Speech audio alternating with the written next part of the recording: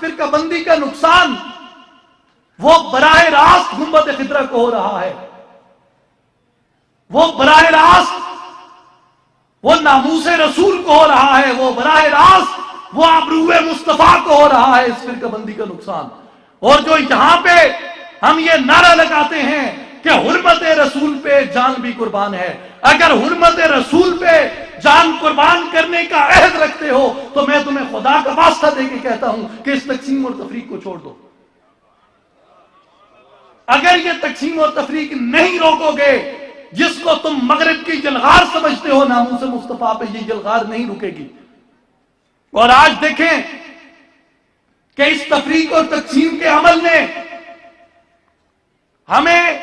ایک درد اور ایک کرب میں مبتلا کر دیا۔ آج ہماری جو روشن خیال نسل ہے وہ اٹھ کر یہ سوال کرتی ہے کہ تمہارا خدا قرآن میں کہتا ہے وَرَفَعْنَا لَكَ ذِكْرَكَ، محبوب کو کہہ رہا ہے وَرَفَعْنَا لَكَ ذِكْرَكَ، اے محبوب ہم نے آپ کے ذکر کو بلند کر دیا۔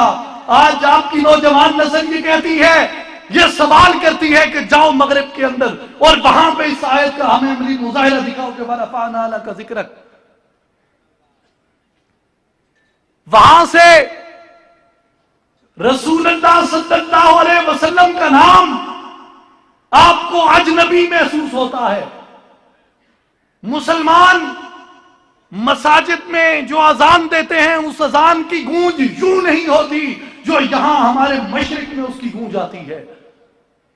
وہاں رسول اللہ کے نام لیوا اس آزادی کے ساتھ عشق مصطفیٰ کی بات نہیں کر سکتے، رسول اللہ کے نظریات کا پرچار نہیں کر سکتے،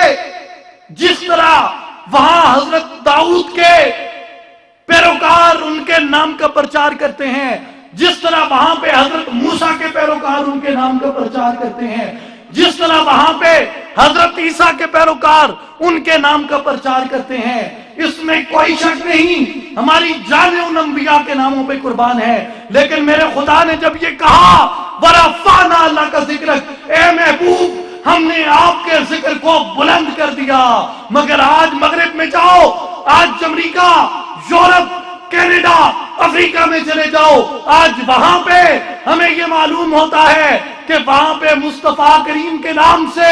حضرت داؤد کا نام بلند کیا جاتا ہے، وہاں مصطفیٰ کریم کے نام سے حضرت موسیٰ کا نام بلند کیا جاتا ہے، وہاں مصطفیٰ کریم کے نام سے حضرت عیسیٰ کا نام بلند کیا جاتا ہے۔ اب خدا نے یہ کہا تھا وَرَفَعْنَا لَكَ ذِكْرَكَ، اگر مصطفیٰ کے نام کی بلندی میں اگر میری وجہ سے، اگر میری حق درمی کی وجہ سے، اگر میری ضد کی وجہ سے، اگر میری خرافات کی وجہ سے، اگر میری فرقے وارانہ